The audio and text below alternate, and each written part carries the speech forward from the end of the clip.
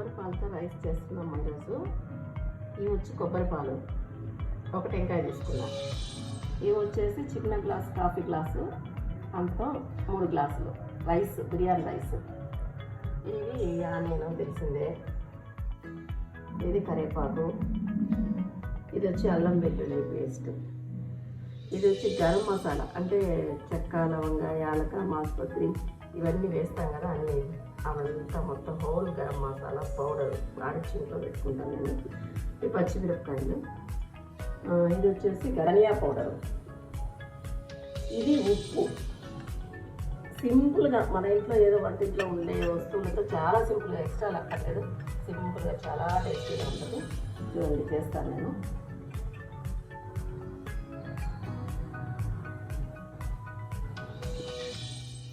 ఇవాళ మా కోడలికి కొబ్బరి రైస్ ఎలా చేసేది చూపిస్తున్నానండి.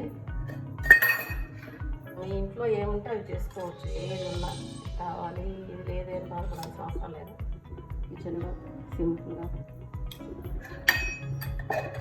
కొంచెం నూనె వేసి నెయ్యి వేసుకోవచ్చు, నెయ్యి వేసుకోవచ్చు, ఏదైనా వేసుకోవచ్చు.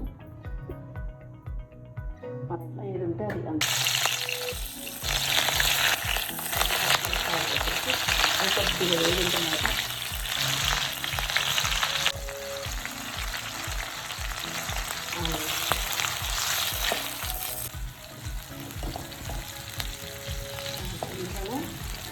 కరివేపాకు,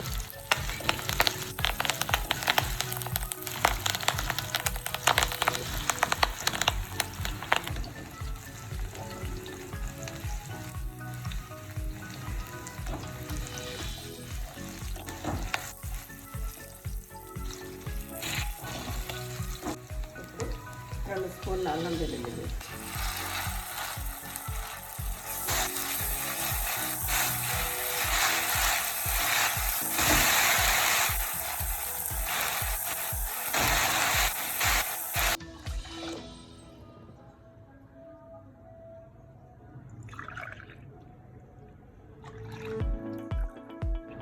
కోకోనట్ పాలు, ఒక గ్లాసుకు 1.5 గ్లాసు, గ్లాస్ రైస్కి 1.5 గ్లాసు కోకోనట్ వాటర్ తీసుకొని దీంట్లో ఇంకా గరం మసాలా, అది హోల్ గరం మసాలా పౌడర్ అండి,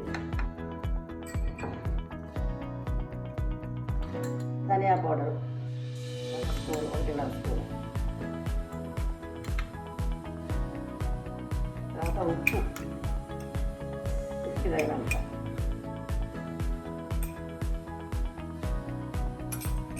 అంతేనండి, చాలా సింపుల్ అండి.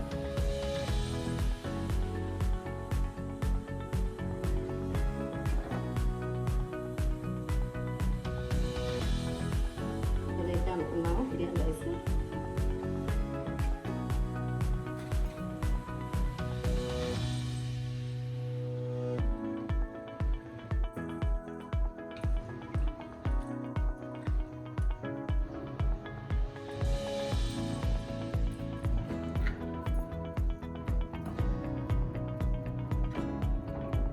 గ్లాసుల రైస్కి 4.5 గ్లాసు కొబ్బరి పాలు.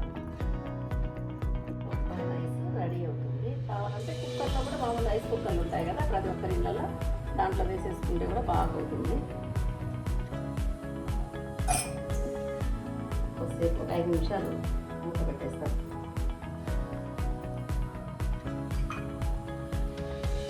పెట్టేసి కొంచెం మీడియం ఫ్లేవర్, మరి ఎక్కువ కాకుండా పెట్టండి. 5 నిమిషాలు అయిపోతుంది.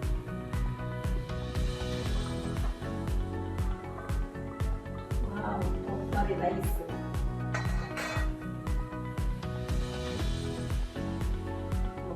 బిర్యానీలో మొహం అలా ఉంటుంది.